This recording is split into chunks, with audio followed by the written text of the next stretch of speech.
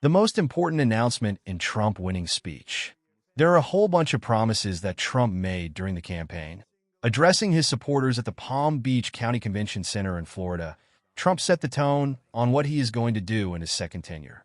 And every citizen, I will fight for you, for your family, and your future. Every single day, I will be fighting for you, and with every breath in my body, I will not rest until we have delivered the strong, safe, and prosperous America that our children deserve and that you deserve.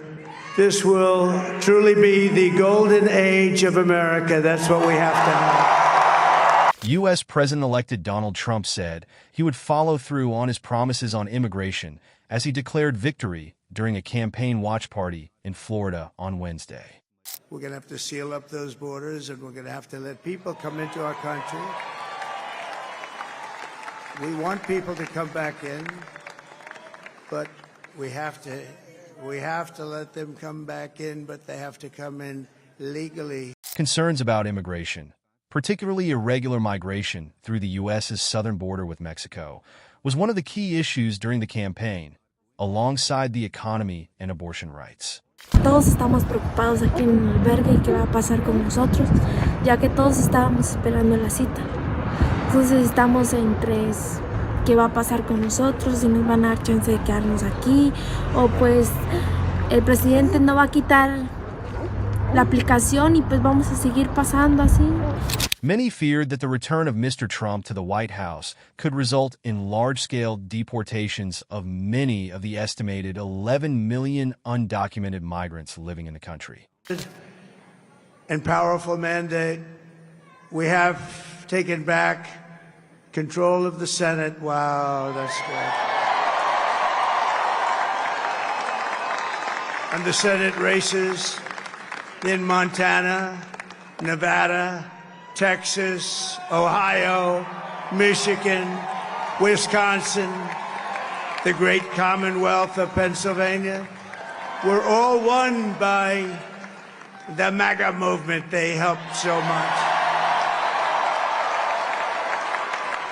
And in those cases, every one of them, we worked with the senators. They were tough races. And I mean, the number of victories in the Senate was absolutely incredible. And we did tele-rallies. We did tele-rallies with each one of them. And sometimes we did 2 or 3 and it was amazing to look at all of those victories. Nobody expected that, nobody. So I just wanted to thank you very much for that. And you have some great senators and some great new senators.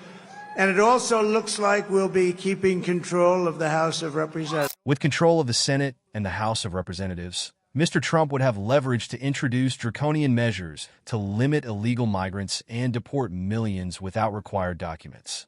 In order to meet the goal of hiring 10,000 new agents, we need the agents. We need them badly.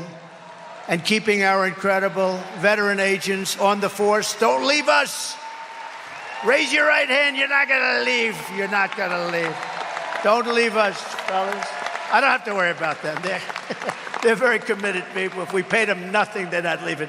They want to save our country. They're going to save our country.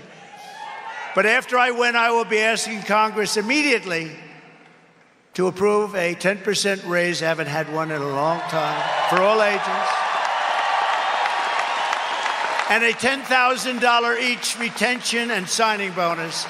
So we're going to retain them. At a campaign event earlier this month, Mr. Trump said he would call on Congress to increase their salary by 10% and fund retaining additional 10,000 Border Patrol agents, a substantial increase over the existing force. He has also vowed to take aggressive new steps to deport immigrants with criminal records and suspected gang members by using the obscure 1789 Alien Enemies Act.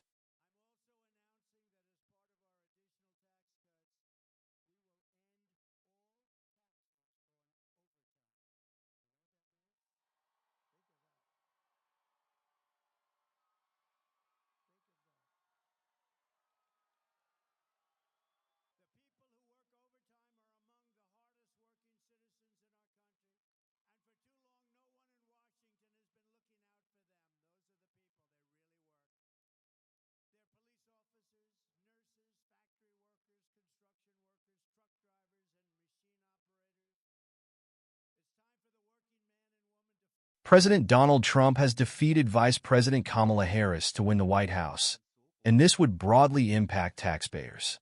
Trump wants to fully waive tax on overtime breaks, including lower tax brackets, a higher standard deduction, a more generous child tax credit, and other provisions. Plus, most of Trump's tax policy requires congressional approval, which wouldn't be challenging since his party controls the Senate and House of Representatives. Well, you and I talk about federal debt a lot. I know it's on your mind. It's certainly on my mind, David. The one thing I will say is we were starting to, prior to the plague, we were starting to get that number down. You know, we were getting that number. The interest rates were so low, and we were seeing things that on such a positive scale. And then we had no choice but to put money in. Otherwise, you had to put money in. You had to force money in because of the pandemic. But we were starting to focus on that very, very deeply. We were making it long term. We were getting ready to pay off interest. We were getting ready to pay off debt. And a lot of good things were happening. And then when, all of a sudden you're running a country and it's going beautifully, you have the greatest economy in history, and you're in a position to start thinking about paying off large chunks of debt. And then all of a sudden something like the pandemic happens, right? The plague. But no, it's very concerning to me, and we're going to start doing that. I think you're going to see tremendous growth, David, and the growth is going to get it done. We'll take care of it. It's very much in my mind as it is yours. It's one of the first questions you always ask me. It's one of the first questions I always talk to you about. And the sad thing is we were at the point where we were getting ready to be able to do it, and now I'll have to wait a little bit longer. But we're going to have an economy that will be just as good or better, and that'll be next year. Addressing his supporters, Trump pointed out his agenda to reduce the U.S. debt is going to hold, and this will truly be the golden age of America. Bobby, leave the oil to me. We have more liquid gold, oil and gas. We have more liquid gold than any country in the world, more than Saudi Arabia. We have more than Russia. Bobby, stay away from the liquid gold. Other than that, go have a good time, Bobby. We're going to be paying down debt. We're going to be reducing taxes. Talking about crude oil, Trump said the U.S. liquid gold will be controlled by him, and one of its major uses will be to pay off our debt. In his opinion, reduced debt will make America great again, as there was no other path to victory. I want the war to stop. I want to save lives that are being people being killed by the millions. It's the millions. It's so much worse than the numbers that you're getting, which are fake numbers. Look, we're in for $250 billion or more because they don't ask Europe, which is a much bigger beneficiary to getting this thing done than we are. They're in for $150 billion less because Biden and you don't have the courage to ask Europe like I did with NATO.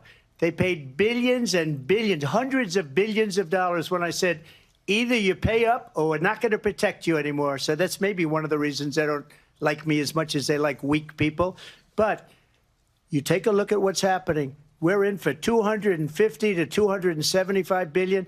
They're into 100 to 150. They should be forced to equalize. With that being said, I want to get the war settled. I know Zelensky very well, and I know Putin very well. I have a good relationship, and they respect your president, okay? They respect me. They don't respect Biden. How would you respect him? Why? For what reason?